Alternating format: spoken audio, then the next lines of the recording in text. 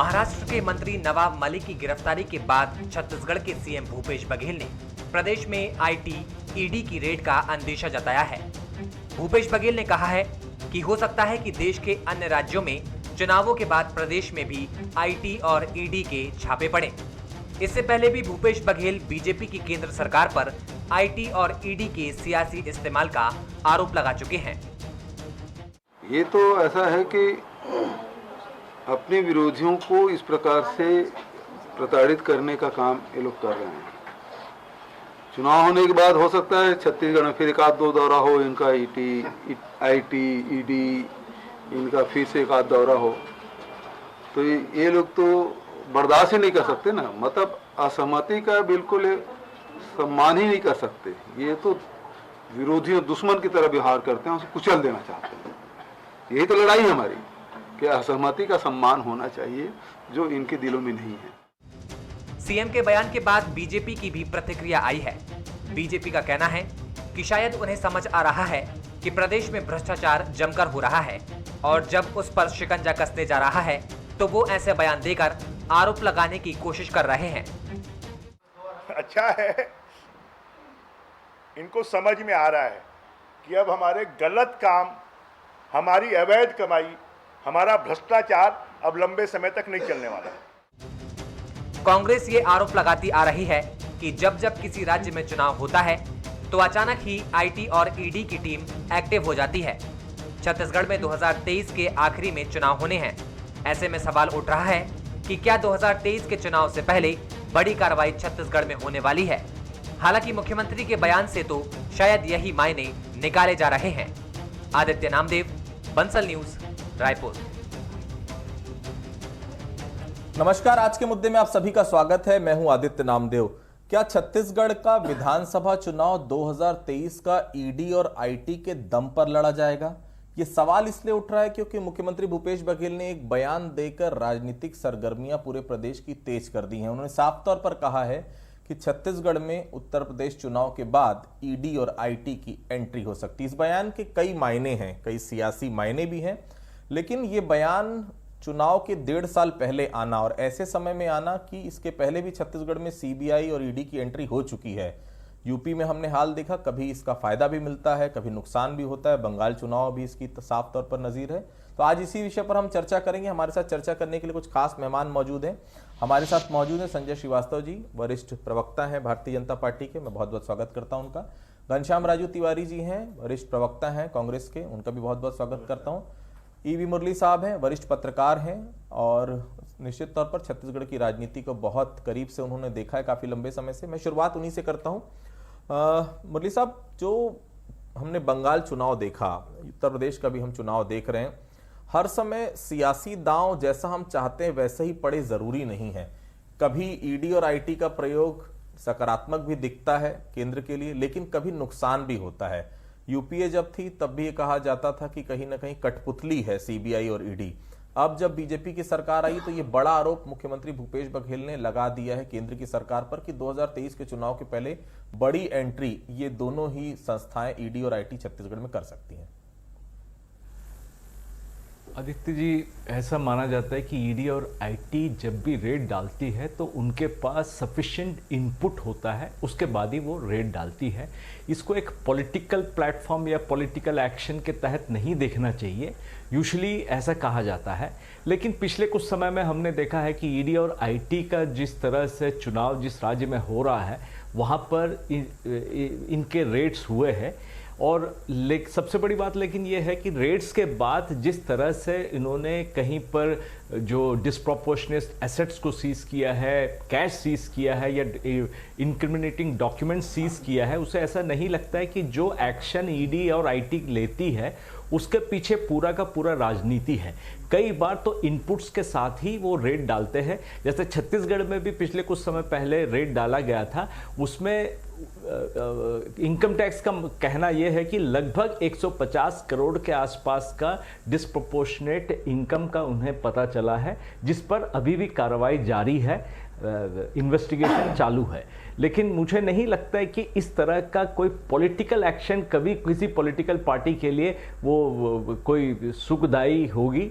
और मेरा ये मानना है कि सीबीआई हो, आईटी हो या एनफोर्समेंट डायरेक्टरेट हो, ये कभी भी किसी पॉलिटिकल पार्टी का एक टूल नहीं बनना चाहिए। इनको अपने इंडिपेंडेंट एक प्रोसेस है काम करने का, उसी प्रोसेस में करना चाहिए और वो अपनी विश्वसनीयता को बनाए रखना चाहिए। संजय जी, चूंकि सवाल उठा है केंद्र की सरकार पर, इसलिए सवाल आपसे ही मैं सबसे पहले करूंगा।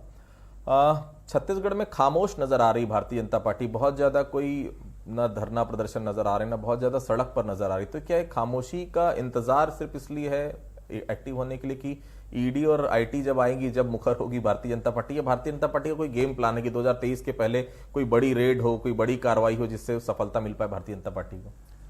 नहीं, देखिए आदित्य जी, आपने सवाल बहुत अच्छा किया है और इसको दूसरे दृष्टिकोण से देखिए। हम विपक्ष में हैं, आपने हम पर सवाल खड़ा किया कि हम एक्टिव नहीं है या हम सड़कों पर दिखाई नहीं दे रहे हैं, ये आपका सवाल है। सबसे बड़े आश्चर्य की बात तो यही है ना कि जो सरकार में वो कितने घबराए हुए लोग हैं, वो किस तरीके से आरोप प्रत्यारोप, सरकार अपना संवैधानिक सरकार अपने वादों को पूरा नहीं कर पा रही है।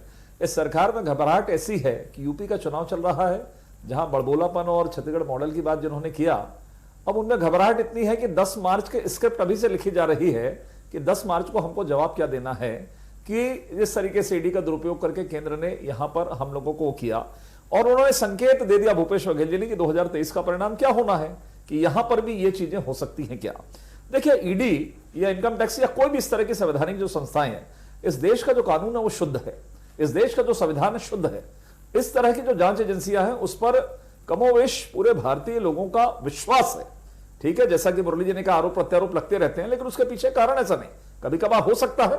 और आपने भी कहा, जिस बात को शुरुआत की, कि इसके फायदे भी होते हैं तो नुकसान भी होते हैं।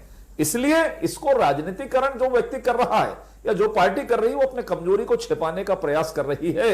इसलिए हम राजनीति में एक दूसरे पर आरोप प्रत्यारोप गढ़ें, विकास के मामले को लेकर हम एक दूसरे पर खड़े होकर आरोप प्रत्यारोप लगाएं, कौन बेहतर है क्या है, लेकिन कम से कम ईडी, इनकम टैक्स या जो संवैधानिक संस्थाएं अपने मूल रूप से काम कर रही हैं, अरे उनको तो बख्श दें।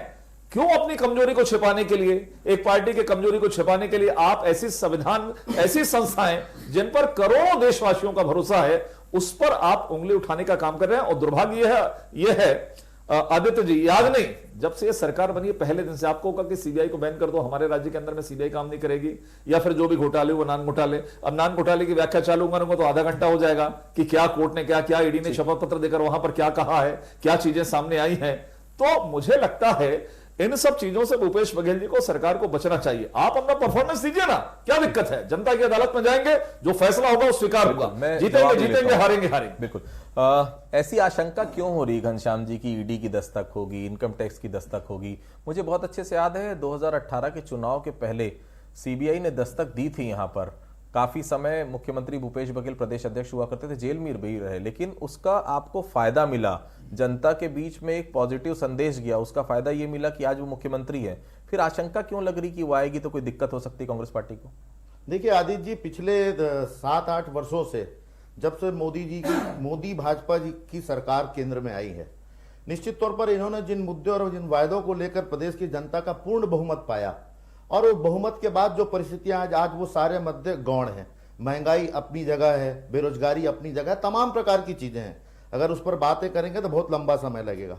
ये ईडी और आईडी की विश्वसनीयता पर बात कर रहे हैं। जब ये विपक्ष में होते हैं तो ये सरकार के तोता होने की बात करते हैं, और आज चैनल पे इनको ईडी आईडी विश्वसनीयता दिखाई पड़ रही है। तो ये भारतीय जनता पार्टी का चरित्र है कि जब वो सत्ता पे होते हैं तो उनके शब्द अलग होते हैं, और विपक्ष में होते हैं तो उनके शब्द अलग होते हैं।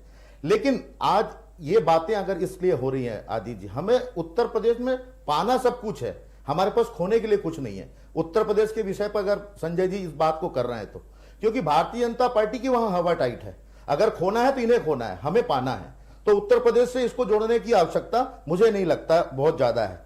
देखिए, भाजपा ने जिस प्रकार से पिछले इन 7-8 वर्षों में जिन जैसा कि वरिष्ठ पत्रकार मुरली जी ने कहा, जिन जिन राज्यों में चुनाव हुए और उन राज्यों के चुनाव के पूर्व जो परिस्थितियां हुई, दल बदल हुए, और उन दल बदल में जो लोग साथ नहीं दिए उनके यहां ईडी और आईडी के छापे पड़े। तो ये तमाम प्रकार की परिस्थिति, 2 व्यक्तियों की भारतीय जनता पार्टी है इस देश में, 2 व्यक्तियों की भारतीय जनता पार्टी, तो वो एन केन प्रकार है, उन्हें विपक्ष चाहिए ही नहीं, असहमति उन्हें बर्दाश्त ही नहीं है। तो ये पूरे सरकारी संस्थाओं का दुरुपयोग करके, मैं खुले रूप से इस बात को चैनल पे कह रहा हूं, सरकारी संस्थाओं का दुरुपयोग करके ये कैसे कैसे सत्ता पाना चाहते हैं। छत्तीसगढ़ में अगले साल चुनाव होने हैं, तो निश्चित तौर पर इनके पास हथियार के रूप में इसके अलावा कोई भी नहीं है। तो यही बात माननीय मुख्यमंत्री जी ने कही है और भारतीय जनता पार्टी इसको इधर उधर जोड़कर हमें यह मत बताइए कि प्रदेश में हमें क्या करना है। आज 3 वर्षों में जो विश्वास हमने जनता का जीता है, भरोसा जो हमने पाया है, इसलिए हम नगरीय निकाय चुनाव से लेकर तमाम चुनाव इन 3 वर्षों में हमने जीता है। संजय जी, बंगाल में हमने देखा, बंगाल में बहुत ज्यादा पॉजिटिव नहीं रहा। ईडी का उपयोग हमने देखा, इनकम टैक्स का उपयोग हमने देखा, सीबीआई की एंट्री हमने देखी बाद में। ऐसा होता क्यों? ये आरोप क्यों लगते हैं कि जो आपके साथ आ जाता है उसके सब 100 खून माफ हो जाते हैं, लेकिन जब आपके साथ नहीं रहता तो वही ईडी और आईटी लगातार मुखर हो जाती हैं? दिक्कत क्या है? या कोई आपने संदेश पहले से दे दिया है कि मुख्यमंत्री को अभी से लगने लगा है कि ईडी और आईटी की एंट्री जो है वो चुनाव के पहले हो जाएगी छत्तीसगढ़ में? देखिए, आपने बहुत अच्छा सवाल किया है, मैं क्रम से उसका जवाब देता हूं पहले। लेकिन राजू भाई ने जो बात को कहा, पहले तो उनको मैं धन्यवाद देता हूं कि उन्होंने इस बात को स्वीकार कर लिया कि यूपी में कांग्रेस नहीं है, उनको पाने खोने के लिए कुछ नहीं है। अर्थात उन्होंने संकेत दे दिया कि हम वहां पर कुछ नहीं है, 10 मार्च को हमें कुछ नहीं मिलना। पहली चीज, तोते की बात करें, बिल्कुल ठीक है, ये तोते का आरोप प्रत्यारोप लगता है राजनीतिक रूप से, लेकिन ये दर्ज है, आदित्य जी आप तो जुड़े हुए ना पत्रकारिता से, कि सुप्रीम कोर्ट ने अपने वर्जन में शब्द का प्रयोग किया था यूपीए सरकार के लिए। भारतीय जनता पार्टी की सरकार में कभी उपयोग नहीं किया सुप्रीम कोर्ट ने कि सीबीआई तोता है। ये यूपीए सरकार की उपलब्धि है कि तोता शब्द का जो उपयोग जो सुप्रीम कोर्ट ने अपने डायरेक्शन में किया था वो यूपीए सरकार के लिए किया था। इसके लिए एक मिनट, इसके लिए भी मैं बधाई दे देता हूं। तीसरा विषय जो आपने कहा, एक मिनट कर लेना इसके बाद, तीसरा विषय जो आपने बहुत मुद्दे की बात करी कि बंगाल में, देखिए हमारा ये मानना है, हम बहुत स्पष्ट तौर पर कहते हैं कि ईडी और आईटी जो भी हैं ये संवैधानिक संस्था, इनका सम्मान है, हम इस पर किसी भी प्रकार की टिप्पणी या उनका उपयोग दुरुपयोग की बात नहीं। दूसरा आप जो कह रहे हैं ये बिल्कुल सत्य है, इस देश के अंदर में 58 साल तक कांग्रेस ने राज किया, तमाम प्रकार के भ्रष्टाचार, लोगों को सरकार का समर्थन प्राप्त होता था। आखिर लोगों में उत्सुकता क्यों है कि मोदी जी के आने के बाद ही इस तरह जो गलत काम करते हैं, एक मिनट नहीं, वो तय करेंगे, वो तय करेंगे। अरे मैं तो इसी पे बात कर रहा हूं कि जो गलत लोग हैं उस पर होना चाहिए। उदाहरण के लिए, अरे उसी पे बात कर रहा हूं, जैसे नवाब मलिक, बहुत रिसेंट बात है, उन्होंने समीर वानखेड़े पर आरोप लगाया, जांच हुई, जांच पर यह पाया गया कि नवाब मलिक दोषी है, पूरे पुख्ता सबूतों के साथ में उनके खिलाफ में कार्रवाई की। चुनौती है किसी में तो सामने आ जाए, सरकार आ जाए, कोई आ जाए, राजनीतिक आरोप प्रत्यारोप नहीं, उसको 1 मिनट सिद्ध कर दे। और मैं तो छत्तीसगढ़ की बात करूंगा, छत्तीसगढ़ की बात में शपथ पत्र देकर यह कहा गया है कि जिस तरीके की 4 लोगों की जो सेटिंग थी, इसमें अधिकारियों को बचाने की, ये किसी से खुला हुआ मामला नहीं है। ईडी ने शपथ पत्र देकर कोर्ट के अंदर में इन सब चीजों को प्रस्तुत किया। अरे वो तय करेंगे ना, अरे आप थोड़ी तय करोगे, अरे वो तय करेंगे। जवाब ले लेते घनश्याम जी। देखिए, सबसे बड़ी बात यह है, मैंने कहा ना, भारतीय जनता पार्टी जब विपक्ष में होती है तो उनके शब्द अलग होते हैं, होने भी चाहिए, और यही तो दोहरा चरित्र है भारतीय जनता पार्टी का। यह संविधान की बात कर रहे हैं, जिनके ऊपर आरोप लगे, क्या हुआ 2G 3G का? पूरी भारतीय जनता पार्टी सड़कों पर उतरकर जिस प्रकार से 2G के मामले को लेकर पूरे देश में हाहाकार मचाई थी, आज उस पर क्या निर्णय है? तो भारतीय जनता पार्टी ये तय कर ले कि संविधान को वो किस तरह से मानना चाहते हैं, सत्ता के साथ संविधान का चेहरा, विपक्ष के साथ संविधान का चेहरा। भारतीय जनता पार्टी के सदस्य जो वर्तमान में नहीं है, शत्रुघ्न सिन्हा जी, यशवंत सिन्हा जी, इन्होंने स्पष्ट रूप से कहा है, वर्तमान की 2 व्यक्तियों की भारतीय जनता पार्टी, नरेंद्र मोदी जी और अमित शाह जी, ये हमेशा ही चुनाव जीतने के लिए ईडी आईडी को अपना इस्तेमाल करते हैं। मैं लाइव चैनल पे इस बात को कह रहा हूं, एथेंटिक रूप से कह रहा हूं। तो भारतीय जनता पार्टी के लोग इस बात को कह रहे हैं, अगर इस बात की चिंता अगर प्रदेश के मुखिया ने जताई है, जो इनका हथियार है, तो इतना तिलमिला क्यों रहे हैं ये लोग? बिल्कुल मुरली साहब, इसमें कोई दो राय नहीं कि 2023 का चुनाव इतना आसान तो नहीं होगा, क्योंकि भारतीय जनता पार्टी के लिए वो स्थिति नहीं है जो 2018 में हुई थी कि इतना बड़ा अंतर। छत्तीसगढ़ के इतिहास में आप देख लीजिए, चाहे 2003, 2008, 2013 का चुनाव हो, बहुत नेक टू नेक फाइट रहती है। बमुश्किल 4 सीटें अगर इधर खिसक जाए तो सरकार किसी की और बन जाती, 4 सीटें अगर चले जाए तो सरकार किसी और की, वो स्थिति नहीं रहने वाली। तो क्या ये माना जा रहा है कि निश्चित तौर पर, चूंकि बाकी चुनाव हमने देखे, बंगाल का हमने चुनाव देखा, उत्तर प्रदेश का हमने चुनाव देखा और बाकी राज्यों का भी चुनाव देखा, ईडी और आईटी की एंट्री होती है, यहां तो कुछ मामले भी पेंडिंग है, क्या एक बड़ा रोल रहेगा उस समय ईडी और आईटी का? नहीं, चुनाव में तो ईडी और आईटी का बहुत ज़्यादा प्रमुखता से कोई रोल तो नहीं रहेगा, लेकिन जो मामला यहाँ पेंडिंग है छत्तीसगढ़ में, उसकी जो इन्वेस्टिगेशन जारी है, वो इन्वेस्टिगेशन के लिए ईडी और आईटी यहाँ आ सकती है। वो इन्वेस्टिगेशन के अलावा उनका कोई पॉलिटिकल रोल है, क्योंकि संवैधानिक संस्थाएं, उनका कोई पॉलिटिकल रोल नहीं रहता। हाँ, अगर टाइमिंग अगर आप देखेंगे चुनाव के ठीक कुछ समय पहले अगर वो आती है तो ये आप कहा जा सकता है कि भाई इसमें कोई किसी तरह का कोई इन्वॉल्वमेंट है पॉलिटिक्स का। लेकिन जहाँ तक ईडी और आईटी का जो काम करने का जो तरीका ये है कि भाई जिस तरह से जितने भी केसेस चल रहे हैं आज के डेट में सब कोर्ट मॉनिटर्ड केसेस चल रहा है, तो उसमें बहुत ज़्यादा पॉलिटिकलाइज करने का कोई मुद्दा मुझे नज़र नहीं आता। लेकिन मुख्यमंत्री का जो कहना है कि ईडी और आईटी कई जगहों पर जाकर रेड मारती है, छत्तीसगढ़ में भी आ सकती है, तो इन्होंने अभी जितना चुनाव देखे हैं वहाँ सब इस तरह का हरकतें हुआ है या इस तरह का एक्टिविटीज़ किया है जिस पे पॉलिटिकल इन्वॉल्वमेंट नजर आता है। शायद इसीलिए मुख्यमंत्री ने ऐसी बात कही। 70 का मैंडेट है घनश्याम जी, चिंता की क्या बात है? अगला चुनाव वैसे ही आप लोग कह रहे हैं गोबर जो है 2 से 5 हो जाएगा, 2500 से 3000 प्रति क्विंटल आप जो है कहीं ना कहीं दाम कर सकते हैं, किसानों को दे सकते हैं। तो फिर अगर ईटी और आईटी की एंट्री हो भी जाती है तो इसमें घबराहट क्यों है? अगर पाक साफ है, कहीं कोई दिक्कत नहीं है, तो ये क्यों लग रहा है कि उसकी एंट्री होने के बाद कांग्रेस पार्टी को अगली बार 2023 के चुनाव में दिक्कतें हो सकती है? नहीं आदित्य जी, हमें घबराहट किसी बात की नहीं है। छत्तीसगढ़ की 3.25 करोड़ जनता का आशीर्वाद हमारे साथ है, हमें इस बात की चिंता नहीं है।